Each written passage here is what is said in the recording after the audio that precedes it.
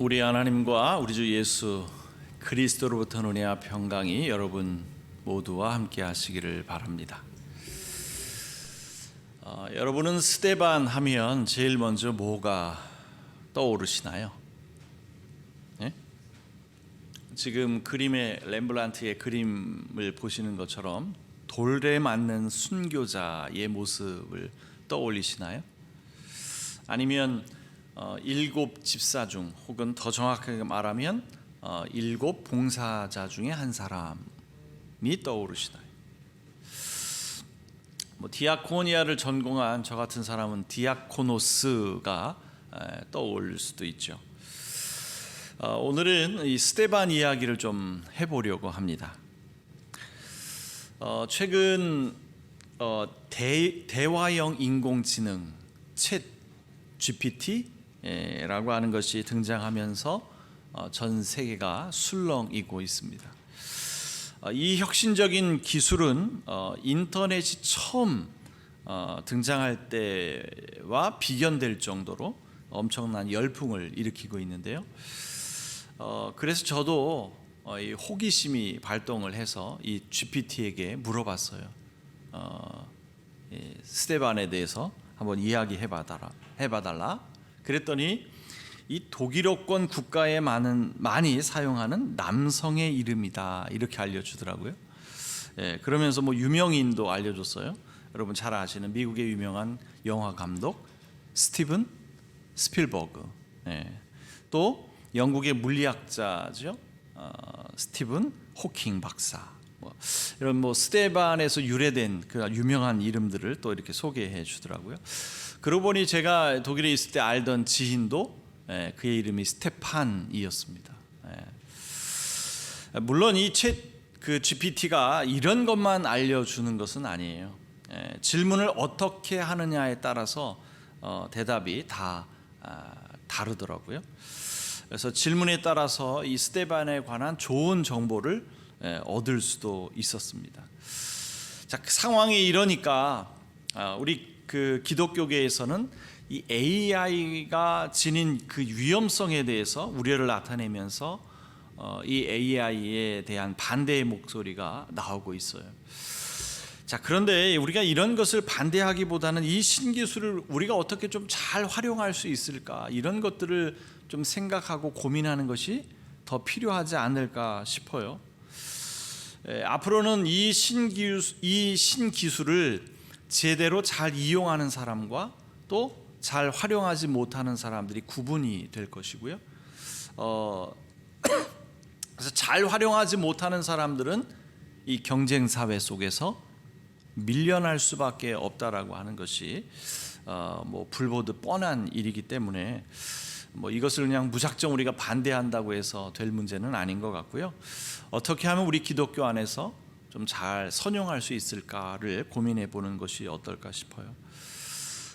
앞으로 이 챗 GPT를 비롯한 인공지능은 훨씬 더 많은 정보들을 계속해서 축적할 겁니다.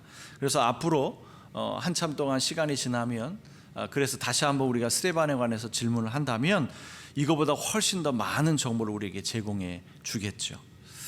하지만 이 아리스토텔레스가 이 설득의 3요소로 로고스, 파토스, 에토스, 이 세 가지를 이야기하거든요. 그래서 우리가 이 로고스 하나만 가지고 하나님의 말씀을 제대로 전할 수 없다. 하나님의 말씀을 온전히 전하기 위해서는 그 전하는 자의 열정적인 모습도 필요하고요. 또 전하는 사람의 그 삶이 뒷받침이 되지 않고서는 온전한 하나님의 말씀을 선포할 수 없다라고 하는 측면에서 이 챗 GPT가 앞으로 아무리 발전한다고 하더라도 이 자리를 대신할 수 없다는 것이죠. 따라서 그냥 반대하고 반감을 갖기보다는 어떻게 좀 잘 활용할 수 있을까를 고민하는 것이 필요하지 않을까 싶어요.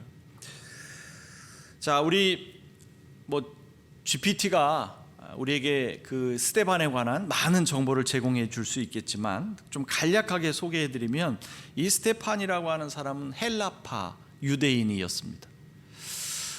히브리어를 사용하는 유대인이 아니라 헬라어를 사용하는 유대인이었다라는 거죠. 더 쉽게 말하면 교포였다라는 겁니다. 교포. 그리고 이 초대교회 안에서 구제하는 일로 분란이 일어났을 때 이 문제를 해결하기 위해서 7집사, 더 정확하게 말하면 7 봉사자를 선출하게 되는데, 그 중에 한 사람, 그러니까 믿음과 성령이 충만한 사람 가운데 7사람을 선출했는데 그 7명 중에 한 사람이었다라는 거죠. 자, 그런데 이 스데반은 그 7명 가운데에서도 특별히 은혜와 능력이 남달랐던 것 같아요. 그래서 놀라운 일과 큰 기적을 행했다, 성경이 이렇게 우리에게 전해주고 있죠. 그뿐입니까? 스데반은 지혜와 언변도 뛰어났던 사람이었어요. 그래서 스데반과 논쟁을 하면 당해낼 사람이 없었다는 거죠. 문제는 뭡니까? 이 스데반의 문제가 뭐였어요? 네? 뭐 하나 흠잡을 데가 없었다는 것이 문제였죠. 왜 이것이 문제가 되느냐라면 패역한 인간들은 이런 사람을 가만두지 않거든요. 그래서 스데반의 적대자들은 거짓 증인을 동원해서 죄 없는 스데반을 성전 모독죄, 율법 모독죄로 고발합니다. 죄 없으신 예수님도 신성 모독죄, 국가 반란죄로 고소당하시지 않았습니까? 마찬가지로 스데반도 고발당해서 사내들인 앞으로 끌려갑니다. 그리고 그곳에서 신문을 받게 되죠.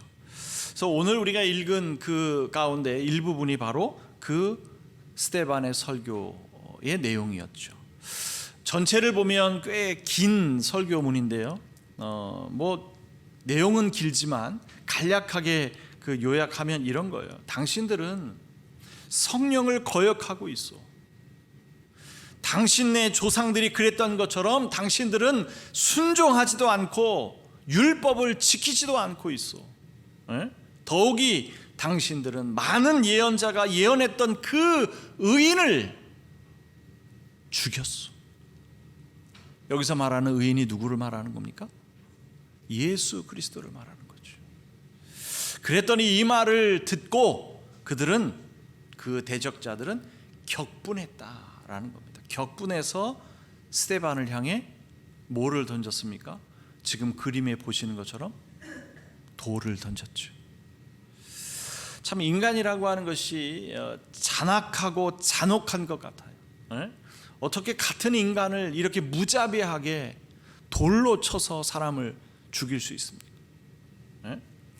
그런데 더 놀라운 사실은요, 그 극악무도한 짓의 배후에 누가 있었어요? 누가 있었습니까? 그 배후에 한 사람, 그 사람의 이름은 다름 아닌, 우리 58절에서 확인해 볼까요? 누굽니까? 사울이라 하는 청년의 발 앞에 두니라. 사울이에요, 사울.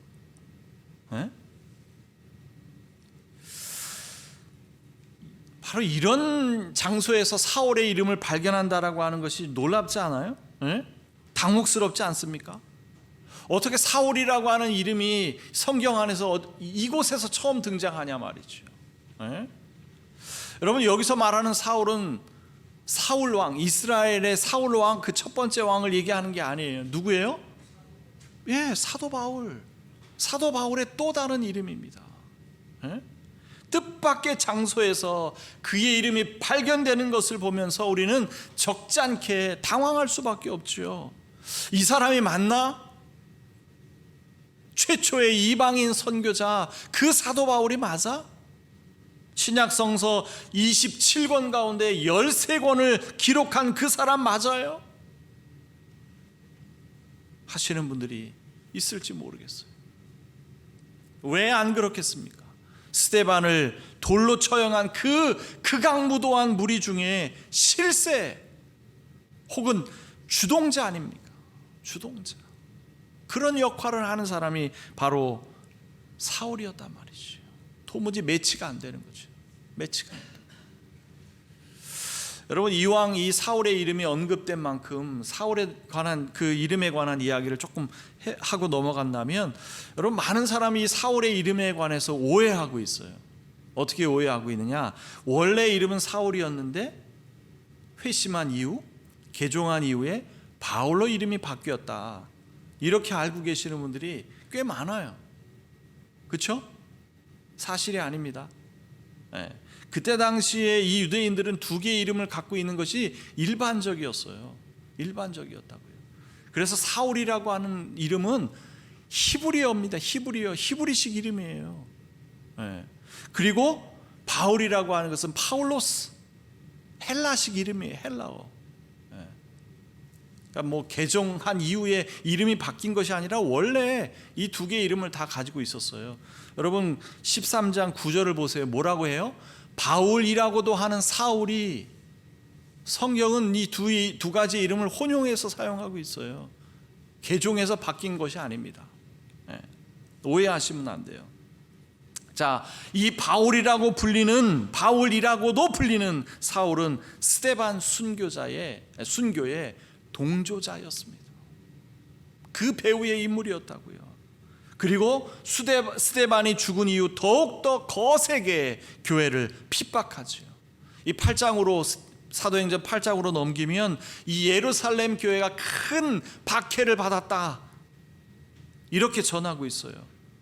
그래서 이 사울은 어떻게 해서든 그 교회를 없애려고 날뛰었고, 그래서 수많은 사람이 예수를 믿는다는 이유로 감옥에 갇히고, 또 심지어는 많은 이가 순교를 당하고 말았다는 거죠. 우리는 오늘 이 성경에 기록된 한 사람, 이 스데반에 관한 이야기를 하고 있습니다만, 사실 이 스데반 외에도 성경에는 예수를 믿는다는 이유만으로 순교를 당한 사람들이 헤아릴 수 없을 만큼 많지요. 성경에 기록된 것뿐만 아니라 인류 역사 속에서, 이 기독교 역사 속에서 얼마나 많은 사람들이 순교를 당했습니까?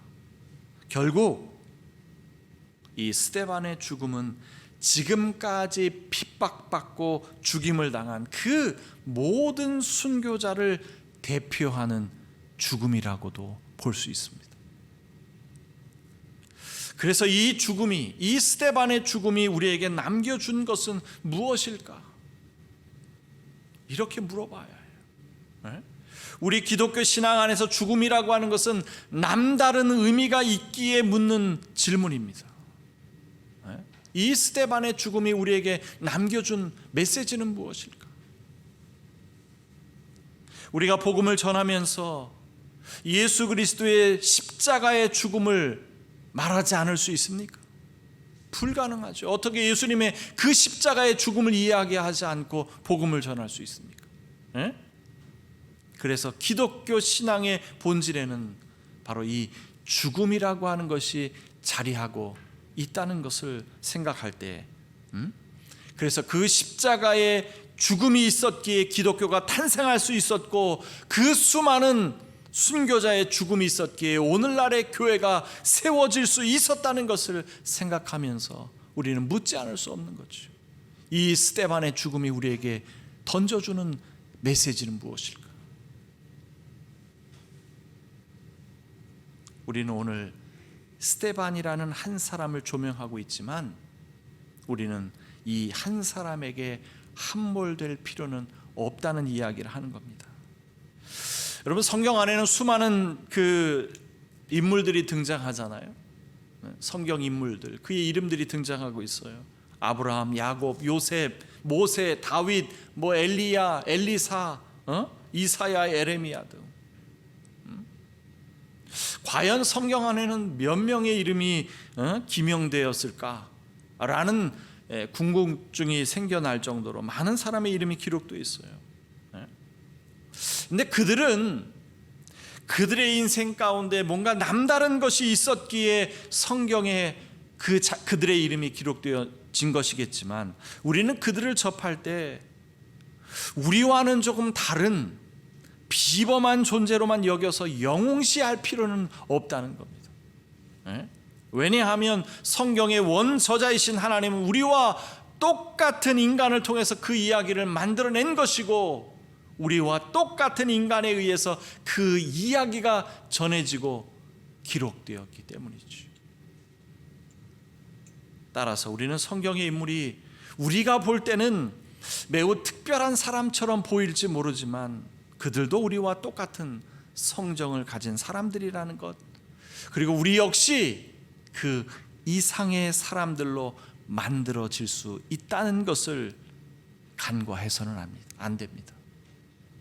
우리가 특별해서가 아니라 하나님이 특별하신 분위기에 누구라도 하나님께서 작정하신다면 그렇게 만드실 수 있다는 거죠. 그래서 하나님의 구원사는 과거에 있었던 이야기만이 아니라 지금 이 순간에도 계속해서 만들어지는 것이고 앞으로도 계속해서 만들어질 것입니다. 그 특별한 역사 가운데 한 페이지를 장식할 수 있는 분이 바로 여러분이라는 사실을 놓치지 않으셨으면 좋겠습니다. 그래서 우리는 오늘 이 스데반이라고 하는 사람 한 사람을 영웅으로 만들기보다는 스데반의 이야기를 통해서 우리에게 전해지는 메시지가 무엇일까? 그 스데반의 죽음을 통해서 우리에게 던져지는 메시지가 무엇일까? 이것을 찾아내는 것이 더 중요할 겁니다. 뭘까요? 제가 앞서 이 스데반의 죽음의 그 극악무도한 그 행위에 사울이라고 하는 이름이 등장한다고 말씀드렸죠. 이것도 이 스데반의 이야기 속에 담긴 신묘막측함이 아닐까 싶어요. 스데반 죽음의 주동자였던 사울이 결국은 어떤 사람이 되었습니까? 최초의 이방인 선교사가 되었잖아요. 전도자가 되었잖아요. 이 성경의 어디에서도 이 스데반의 죽음이 사울에게 직접적인 영향을 미쳤다라고 하는 기록은 없지만, 우리가 모르는 숨은 연결고리가 있었던 것은 아닐까 하는 이런 합리적인 의심을 해볼 수 있어요. 그래서 이 독일 튜빙엔 대학의 신학학 교수였던 마르틴 행헬이라고 하는 이 교수님은 스데반은 사도 바울의 선구자였다, 이런 주장도 하고 있어요. 스데반은 우리가 아는 것처럼 순교자였습니다.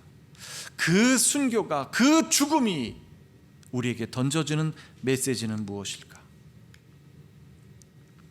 여러분, 순교자를 뜻하는 헬라어 마르투스는요, 순교자라는 뜻 외에도 증인이라는 뜻을 가지고 있습니다. 증인. 이 단어가 우리에게 던져주는 도전은 순교를 각오하고서라도 그리스도인은 증인의 삶을 살아야 한다 라는 것을 우리에게 말하고 있는 것이 아닌가 싶어요. 박해의 시대에서 벗어난 시대를 살아가고 있지만 우리에게 그래서 순교라고 하는 것이 요구되는 것은 아닐지라도 우리의 생명이 다하는 날까지 그리스도의 증인으로서 살아가야 한다라고 하는 우리의 정체성만은 흔들리지 않아야죠. 흔들릴 수 없죠. 우리는 사나 죽으나 예수 그리스도의 증인입니다. 우리도 언젠가는 죽음을 맞이하게 될 것인데요, 우리의 죽음이 무엇을 남길 것인가 묻지 않을 수 없는 거죠. 이 1938년 이 타임즈에는요, 이 스탠리 존스라고 하는 분을 세계에서 가장 위대한 선교사다 이렇게 소개를 한 바 있습니다. 이 1920년대 초반 그는 그 간디 또 타고르 이런 사람들과 함께 인도의 의식개혁 운동에 참여했던 그런 선교사입니다. 여러분, 이 힌두교의 나라에서 그러니까 인도죠. 인도에서 예수 그리스도의 복음을 전한다라고 하는 것은 매우 어려운 일일 수밖에 없겠죠. 특히 특히 이 90년 가까이 영국의 식민지였던 인도였기에 이 기독교에 대한 반감이 극에 달한 나라였습니다. 그래서 그는 매우 혁신적이고 이례적인 방식으로 복음을 전하죠. 기독교와 서구 문명은 같지 않다. 이런 같다라고 하는 그 등식을 완전히 이제 깨트리고 미국과 유럽 문화에 의해서 채색된 기독교가 아닌 인도인의 삶과 문화를 존중하는 인도인을 위한 기독교로 탈색하면서 예수 그리스도를 전합니다. 그래서 그가 쓴 책은 인도의 길을 걷고 있는 예수입니다. 그는 책에서 이런 말을 해요. 나는 하나님을 위해서나 인간을 위해서나 그리스도처럼 되는 것보다 더 고귀한 것을 알지 못합니다. 스탠리 존스의 삶과 죽음은 온통 그리스도인의 증인이 되는 것이었습니다. 무엇보다 자기 자신이 예수 그리스도처럼 되어서 예수 그리스도의 사랑과 섬김의 삶을 가르치고 보여주고 살아내려고 했던 겁니다. 스탠리 존스의 죽음 이후 선교의 새로운 패러다임이 만들어집니다. 선교란 단순히 복음을 전하는 것만이 아니라 사회 참여와 봉사까지를 포함하는 통합적인 것이 되어야 한다라고 하는 것이 천명되었죠. 그래서 이러한 내용이 로잔 선언문에 고스란히 담기게 됩니다. 이 로잔 선언문이라고 하는 것은 1974년 존 스토트와 빌리 그레함을 필두로 시작된 세계 복음주의권의 선교 운동이라고 말할 수 있습니다. 그 선언문에 이런 스탠리 존스의 선교 방식이 포함되게 된 것이죠. 자, 스탠리 존스의 삶과 죽음은 그리스도인의 증인에 대한 새로운 패러다임을 제시해 주었습니다. 그리고 오늘 우리가 사도행전에서 만나는 스데반의 삶과 죽음은 사도 바울이라고 하는 걸출한 이방인 전도자를 낳게 했죠. 그리고 예수 그리스도의 삶과 죽음은 온 인류를 위한 구원의 길이 활짝 열렸습니다. 그렇다면 우리의 삶과 죽음은 무엇을 남기게 될까요?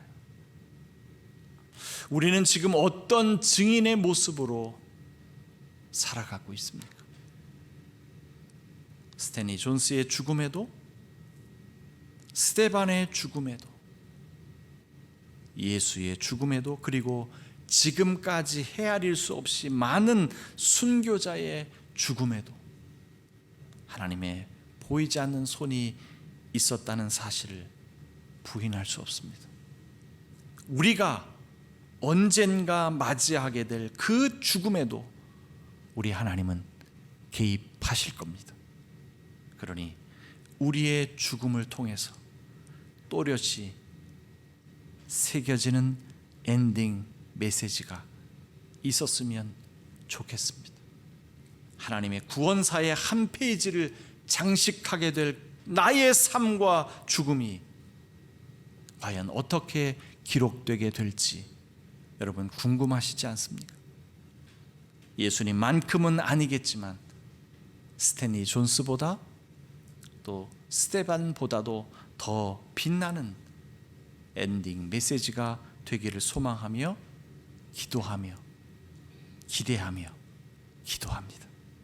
모든 지각에 뛰어난 하나님의 평강이 그리스도 예수 안에서 여러분의 마음과 생각을 지킬지어다. 아멘.